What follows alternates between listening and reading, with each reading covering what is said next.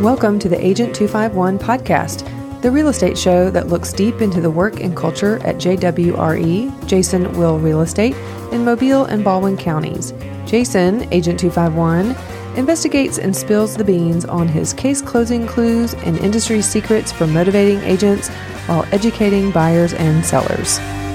Welcome to the Agent 251 podcast. This is Jason Will. I'm sitting here today with Mr. Gib Leonard. Gib, you are the founding member of the Buy A Brink Foundation and also the owner of Blue Water Fiberglass Pools. Yes, that's correct. Did I get all that right? That was a mouthful.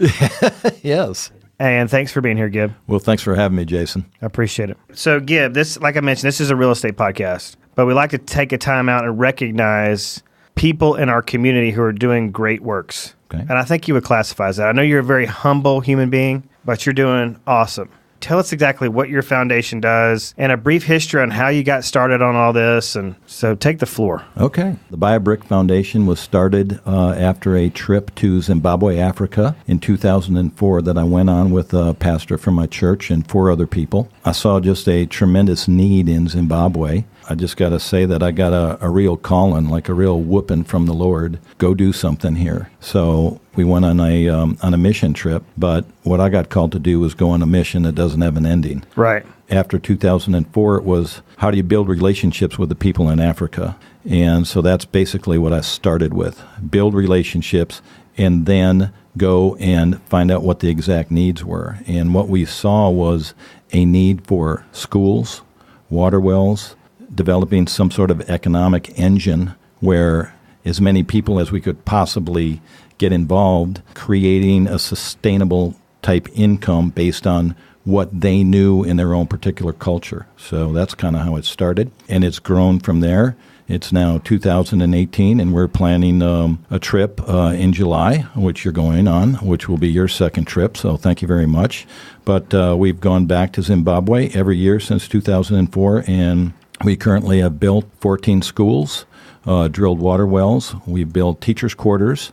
We built a clinic called the Leona Clinic in the bush village of Bulangela. And we currently have a breakfast feeding program that feeds almost 3,500 kids every school day of the year in 19 different villages, of which you have been to a number of them, Jason. We have now just started 2 weeks ago called the Little Fund. It's based on Johnny and Mimi Little, who have been great supporters of the Buy A Brink Foundation for a number of years. They've been there twice. Mimi's an artist, and she teaches art class when she goes over to Zimbabwe. But it's got a dual meaning, so it's based on their name, the Littles, the Little Fund, but this is specifically for the little ones. It's based on sponsors putting up $250 a year, and they will get to sponsor an orphan child who can't go to school because there is no income to pay the school dues, buy a uniform, books, socks, shoes, etc. This is just a tremendous program. I think that's going to go a long way. We currently now have 6 orphan kids that are now back in school. So our whole motto of this program is called ZLOT, Z-L-O-T. The acronym stands for Zimbabwe Leaders of Tomorrow. And if you really wanted to do it, you add another T, L-O-T-T, which really means Zimbabwe Leaders of Tomorrow today, because it's got to start with today. If you don't do something today, the tomorrow's never going to come. Let's paint a picture for those people watching and people listening about what life is like in Zimbabwe. AIDS is still very much a reality there. Is it 1 in 3 people have it? These children we're trying to help. If we don't step in and try to give them a better future, what is typically the scenario that will happen when they get older? AIDS is just an epidemic over in Africa, especially in Zimbabwe. And I don't know what the exact statistics are, but I think you're probably close at 1 in 3. We do know that the last statistics that we saw, that the average age of a male is like 33 years old. Right. And a female is 37. The reason that the women have a longer life expectancy is because if they find out that they have AIDS, they will at least go and get medication. You know, guys are like, oh, I'm strong, it's not going to beat me. And the fact of the matter is it's a deadly disease, and they wind up dying off early. What can they do for jobs? Like if I've got a son in Zimbabwe, what's I don't want to say the best I can hope for him, but what's available out there that he could do? Based on the government that was in place since 1980 under Robert Mugabe, who has now been taken over by the military just about 45 days ago, the outcome hopefully is going to be a good one. I don't know exactly what's going to take place at this particular point in time, but the people that I have been dealing with over in Zimbabwe for all these years continually call me on WhatsApp and send me texts and pictures. And the future looks, I'm going to say, bright. And what I mean by bright is the fact that at least the former government has gone, right, who suppressed the people. But we need people to be involved. At least now, maybe the U.S. government will get involved. You know, there were 3 countries in Africa that were on the U.S. blacklist. Zimbabwe was one of them, and that was because of Robert Mugabe. So now that he's gone, maybe we'll find that we're going to get some aid that is actually going to go into Zimbabwe. We've been working there, 15 years, and you can't even find organizations that were working in Zimbabwe. Our small little organization was probably one of the largest that was working in Zimbabwe and consistently going every single year. So what do we need? We need people like you who took an interest, who went, and now you're raising funds. We need more people like Jason Will. That's what we need, because we have the infrastructure over the last 15 years of the relationships that we built, who exactly to deal with, who not to deal with. I'm going to say it comes down to individuals. That's what it really does. Well, let me ask you this. So I know there's going to be people that are listening, that are watching. I've gotten feedback already just from my limited time with the organization that say there's a big need. We have starving kids. We have people that need uniforms and books here in the United States. So what do you say to the person who's listening that maybe has money to give and wants to challenge us on why Africa? Why not keep it here in the United States? Oh, wow. I've been asked that question so many times over the years, and it's really important when you can look somebody in the eye. And from a faith-based organization, I'm just going to say this. Every single person is a child of God. That's number one. It doesn't matter what race they are. It doesn't matter what their gender is. Every single person born is a child of God. So what's the difference between a person here in America who is red, white, and blue, like you and me, versus somebody over in Africa? And then I also make this comment to them. I say, you know what? They had no choice in the matter of who they were born into, and neither did you. But here's the difference. You can make a difference. They can't make a difference on their own because they have absolutely nothing. So if you're a believer, you should be stepping up to the plate and trying to really help the less fortunate. There is no support from a government agency over in Zimbabwe, but there's millions of dollars that are available through Red Cross, Salvation Army. The list goes on, the Gates Foundation, etc., and the federal government. But over there, there's nothing. That's why they need people like you and me to continue what we're doing. And I would say this is my response to it, is going over there and seeing the level of need really grounds you and brings you down to earth to focus on just how much we take for granted and how much we have to be thankful for and grateful for. But it has a ripple effect in my life of giving. So if I go over there and I give and I reconnect to that part of my heart that wants to give and sees the fulfillment in giving, I'm going to bring it back over here to other organizations like the American Cancer Society and Women's Care Medical and, just tithing more to our church. It's not like we aren't doing other things for local organizations here, but you don't have the kind of perspective that you gain in Africa anywhere else, in my opinion. Just the level of need and just the overall gratitude of the people is powerful to me. So Yeah, you're exactly right. And I'm glad you mentioned other organizations, because personally I give to other organizations as well. Yeah, my heart is with the Biobrick Foundation. And I do want to point out something for all your listeners, Jason. You know this, but every single person that's involved in the Biobrick Foundation is a volunteer. So when you think about giving, a lot of times you go, wow, well, what are the administration costs and how much money really gets to the end user? Well, the reality is the Biobrick Foundation, everyone is a volunteer. So we don't have any overhead costs, et cetera. So all of the money, other than, let's say, the accounting at the end of the year, et cetera, a few minor things here and there, all of that money goes directly to the end source, which is either a school, a water well, uniforms, teachers' quarters, a clinic, all your money. 99.99% of it goes exactly to where you want it to go to.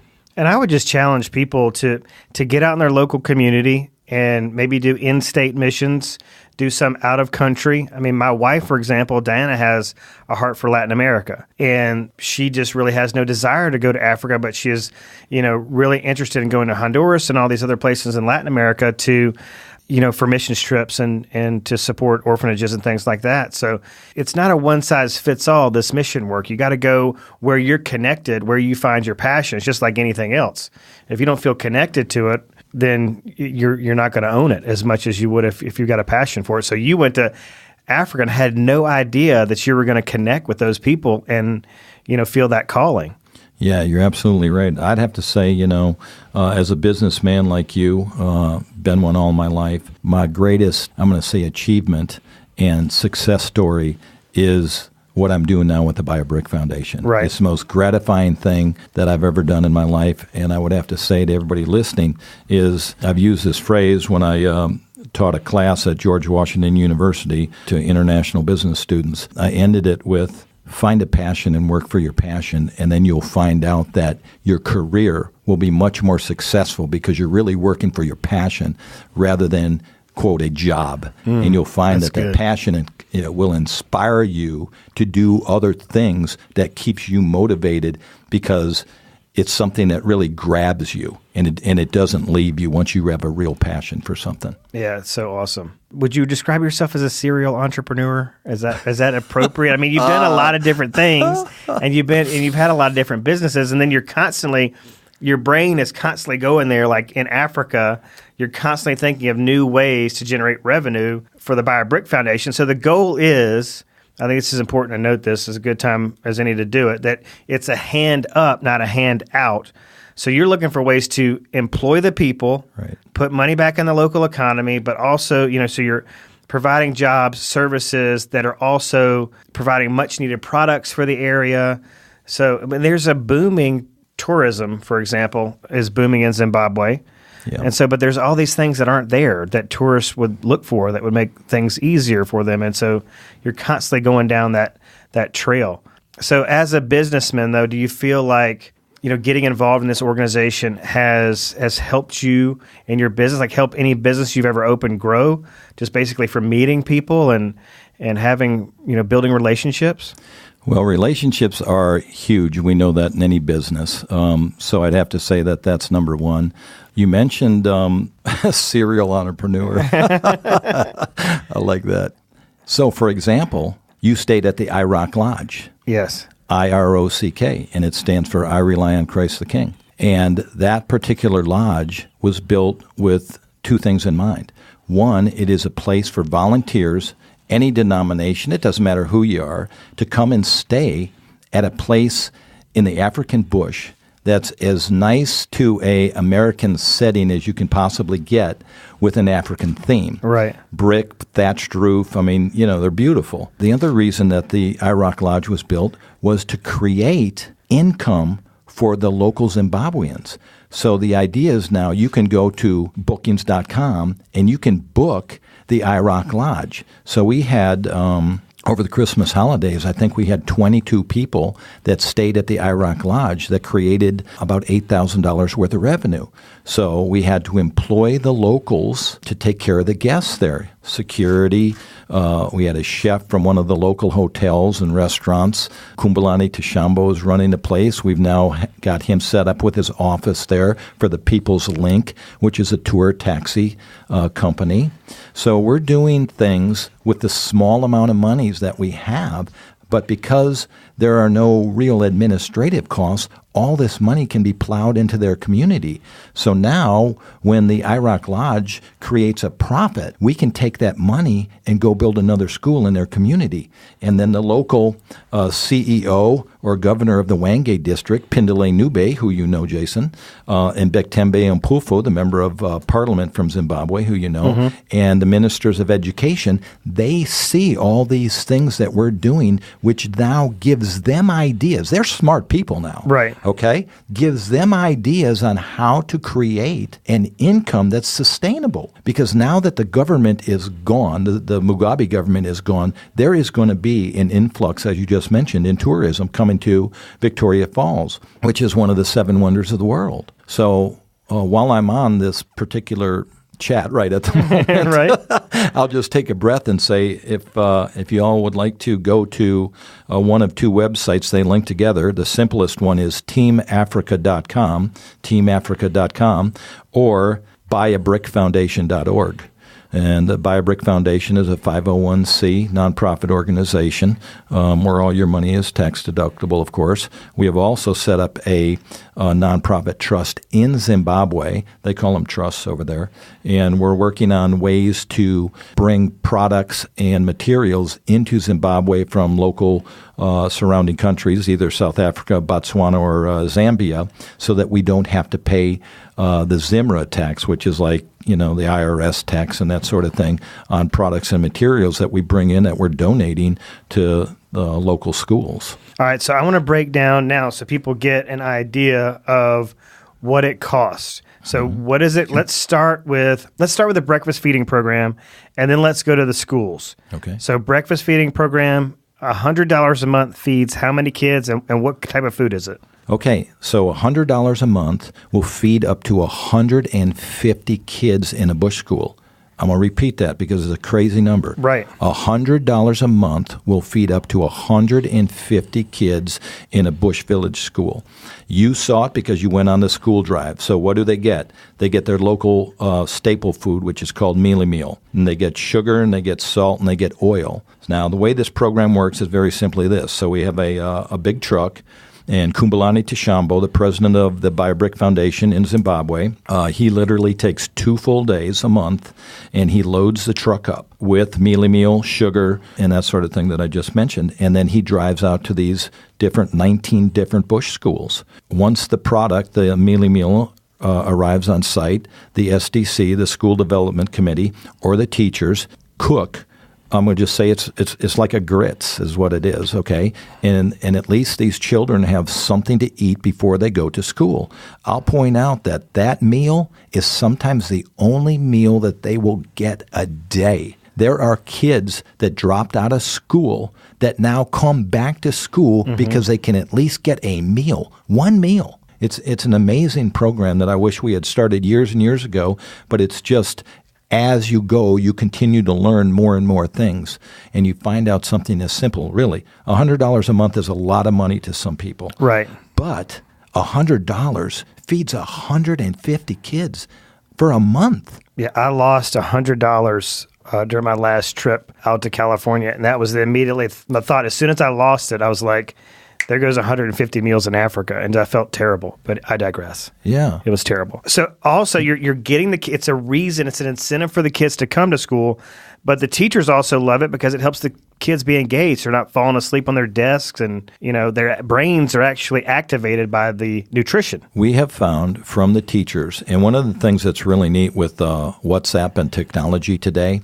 because you're on it as well as I am, you can do video call, you can just have audio call, you can text. I text and talk to people. In fact, I talked to Kumbulani Tishambo today on video conference today. That's awesome. For 20 minutes for free. It's live just like we are right now. Right. And you can get all the information from all of the head principals, from the teachers and that sort of thing, how kids are doing instantly. So it's not like it was way back when in the day, like when Mr. Livingston was trying to go through Africa and that sort of thing, David Livingston, where it would take months and months and maybe even a year to get a letter back and forth. So we have instant information that we can send and receive. So we have all this information on how these kids are doing instantly. It's just like Leona Sabanda, who you met, where we named the clinic after Leona Sabanda. And she was attacked by a buffalo about 2,000 yards away from the school that we were building at Vulindlela. And she laid out in the bush for 2.5 hours until a bushman heard her screaming and brought her up to the school. An ambulance came, and it was $75 for the ambulance ride to take her into Victoria Falls, which was about 2 hours away. And there were at least 40 village people standing around that were helping us build Vulindlela High School. And you don't step up as the American. You've got to wait to see how they're going to solve the problem. And the ambulance driver was asking for $75.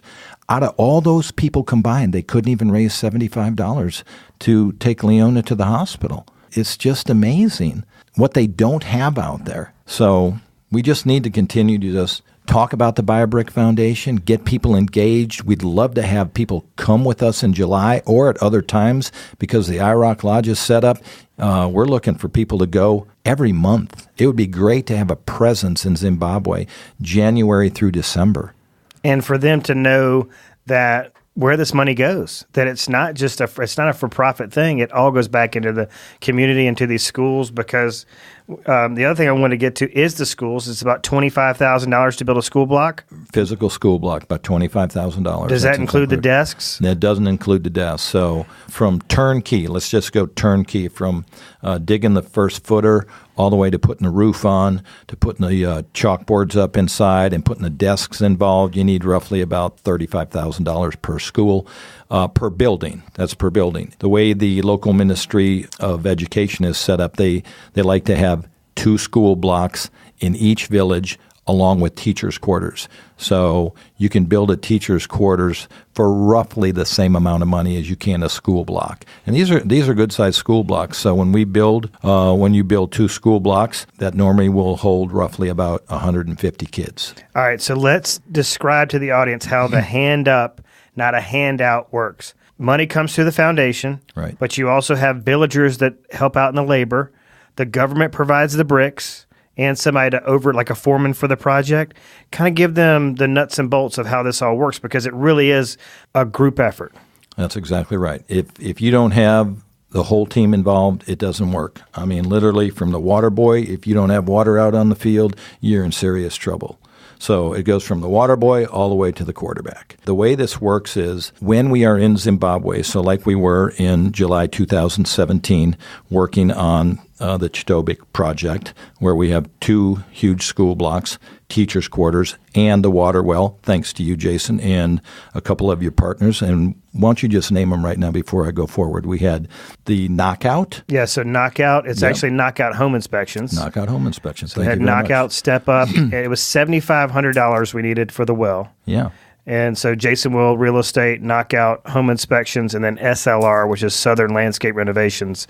We all partnered and raised the money. Yeah, that's exactly right. And in a short period of time, we had the drilling company come from Bulawayo, Zimbabwe, and they came and drilled the water well. And then we put up the solar power pump. So there's no electricity that's needed, et cetera. So to you and Knockout and Southern, thank you. I mean, that was just a huge thing. But let me just get back to this one point. Had you not gone and physically seen exactly the need, you can't really experience and it can't really touch your heart.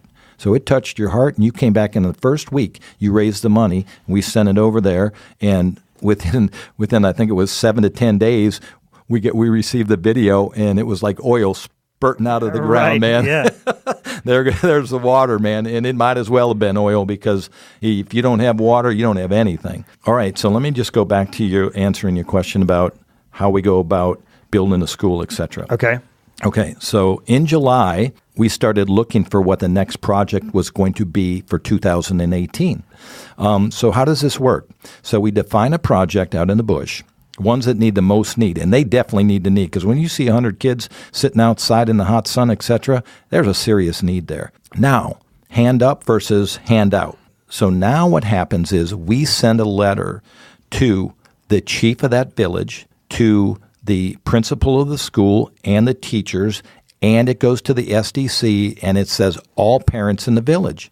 And it says exactly what we're willing to do, but it also says what you need to do in order for this project to come to completion.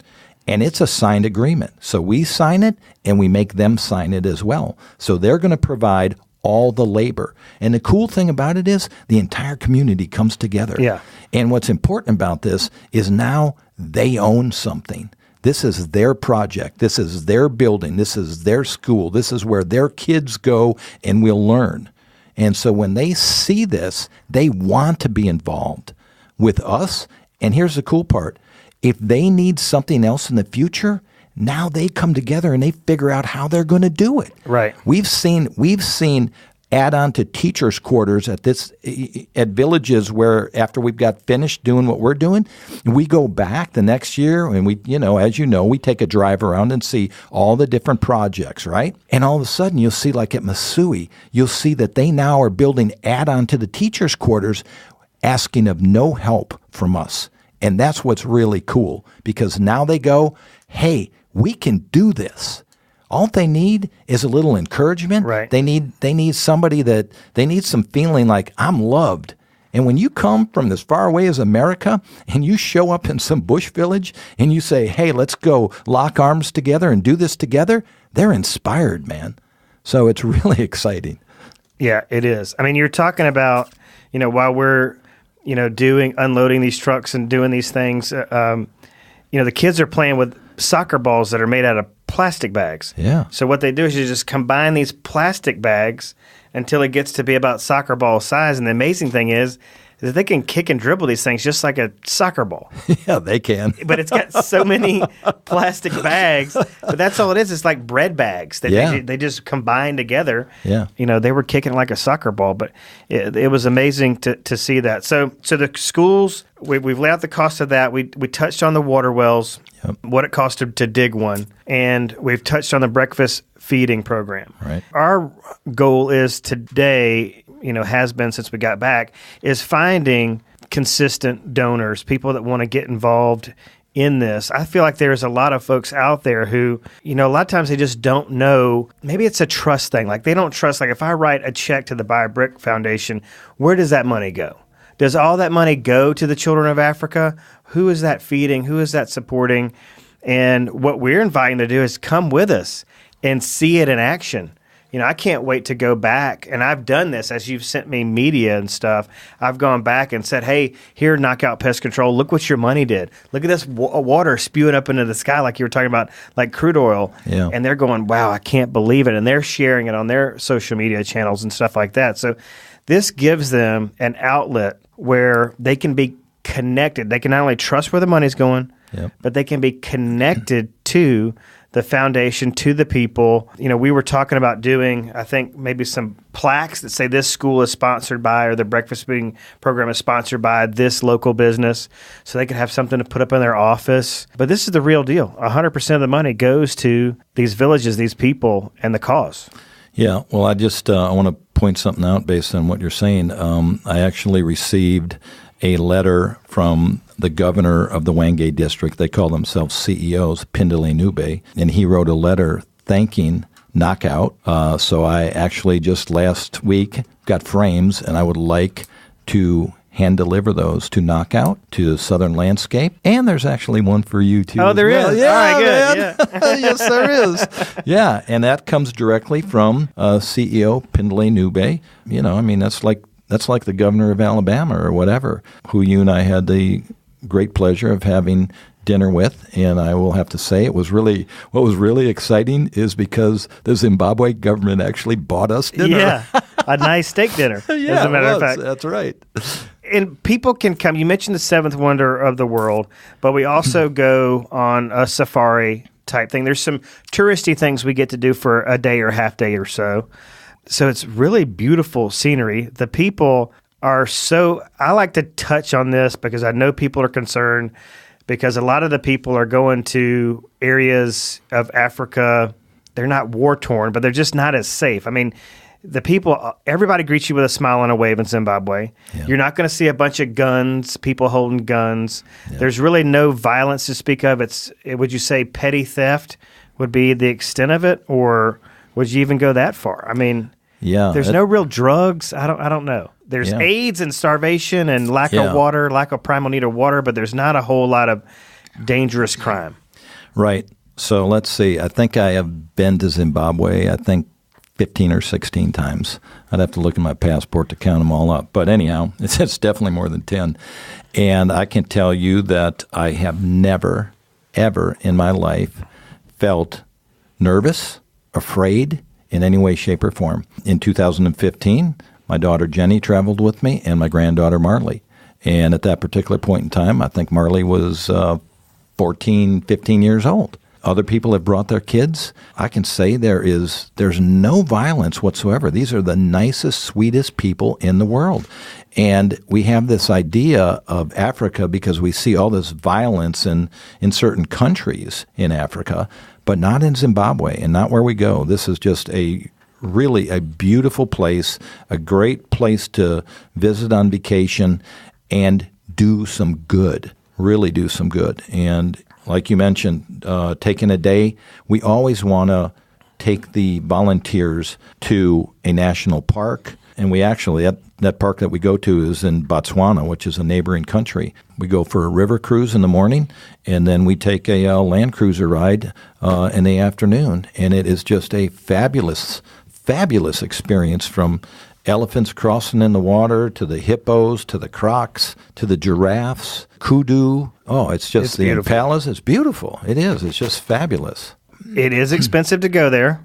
It is. And now you have to be, I think we bought our tickets late last year. Yeah. So we paid in the $2,200 to $2,500 range, I think. But we're about to, my son's going with me this year, and Pastor Johnny Hunt, I believe, is going to bring one of his children. And we're looking at doing yard sales, maybe doing some bake sales to get the kids to raise money so they can afford to go. But if you wanted to get started now, you got plenty of time to raise these funds. It is expensive, and that could be one of the main reasons why so many people don't go to Africa. That and the long plane ride. Probably. Oh, man, it's not bad. Yeah, well, the long plane ride, let me ask you this, okay, before I go into the expense. Okay, what would you rather do, man? Take that plane ride or do a bungee jump again off the Victoria Falls Bridge, I'll do 400 feet down? Yeah, I'll do that plane ride any day of the week. I mean, that was the scariest thing I've ever done. Oh, my gosh. Yeah, Corey and Pastor Johnny looked like they had a blast, though, eh? Yeah. Yeah. I got pushed off. So it was definitely not fun for me. I was probably the most pathetic bungee jumper they've ever seen, I would think, because everybody else just 1, 2, 3 went. I had like 4 counts of 1, 2, 3, and then they pushed me. Yeah. Well, you had a nice suntan prior to jumping off that bridge, because when you came back up, man, you were white as a ghost. And the scary thing was I had to go after you, and I said, "How was it, Jason?" And all I had to do was look at you and go, "Oh, no, I'm not going." Yeah, it was very, very scary. Yeah. Anyhow, back to the costs. The main expense is the air ride. Once you get there, it's reasonable. Very reasonable. So the airplane ride runs roughly, it can be anywhere from $1,500 to $2,200. It just depends on when do we buy the tickets. And so the sooner you know, the further out in advance you can get, a ticket, and usually the price is less. The cost once you're in Zimbabwe, staying at the IROC Lodge, hey, it's $25 a night per volunteer. We do ask for that. That money goes directly to the chef. It goes to Busani, who's security, and it just goes to keeping the lodge up. I will let you know, when I mentioned earlier about the lodge bringing in, like $8,000 some dollars, people pay $125 a night. Wow. Okay? I mean, it's $125 a night to get this African experience. I mean, it's a nice place, but, the water isn't always hot. It's Africa. That's just the way it is. Yeah. You gotta just roll with the punches. Yeah, that's exactly right. The big word starts with an F, and it's called flexibility. Right. If you're not flexible, do not even go, because you're on African time, and it's totally different. We do all the cooking, as you know, at the lodge. We do go into Victoria Falls, normally a couple times, 3 times. We go to the Boma restaurant, which is just an unbelievable, Boma, not only a food experience, but also great entertainment that they have with all the drums and that sort of thing. It's about $100 when you go to Chobe National Park in Botswana. Costs you $30, $40, $50 if you get a dual passport coming in and out of Zimbabwe for your stamp. Other than that, you got to count on about $2,500 to go to Zimbabwe is roughly what it costs you. All right, so let's get everybody going to teamafrica.com or biobrickfoundation.com to get more information or get involved. Biobrickfoundation.org. Biobrickfoundation.org or teamafrica.com to get more information. I think we're about out of time. Yeah, so I wanted to give you just a chance to plug your business as a thank you to be on the show. So tell us what you do and how can we get hooked up with a swimming pool? Okay. All right, so my business is Blue Water Fiberglass Pools, and I do business over here in Mobile where we install truly the best fiberglass pool in the world via Barrier Reef. You know, everything started over in Australia, the Great Barrier Reef. They've been in business for 30 years, and they opened up in South Carolina with the same manufacturing plant as what they have in Australia. So what we do is we're a fiberglass pool installer, and we also do screen enclosures, lanais, and that sort of thing. So if you go to bluewaterfiberglasspools.com, you'll see the business that we have. I'm originally from Washington, D.C. Well, originally from Wisconsin, but I lived in Washington, D.C. for 50 years, where I owned the Avis rent-a-car and budget truck franchise for 28 years and sold that and moved down here to the great state of Alabama. And I love it. And you're loving it. Yeah, I love it. Yeah, I love it. Well, thank you so much for joining us on the Agent 251 podcast. This has been awesome. I hope this inspires people to get involved in Team Africa, you know, not only to donate, but it's a time, talent, or treasure deal. We understand not everybody can go. We understand not everybody can give, you know, but you've got something that you can lend to this cause and make a real impact. Absolutely. Well, thank you all for listening in today, and just want to personally thank Jason Will, who's been he's just a great man and a great supporter, and he's got a great business, so I'm going to plug Jason Will Real Estate as well. You're a fine American. I appreciate that. Okay, buddy. Thank you. Bye, everybody. Take care. Well, that wraps up another Agent 251 podcast. Thanks so much for listening. You can find our show on iTunes, any place you get your podcast fix. We really appreciate the listening, and please share it with your friends. This show has been paid for and powered by JWRE, Jason Will Real Estate. You can find Jason, Diana, and the whole JWRE team on the internet and Facebook. And everybody, have a great and productive and happy week.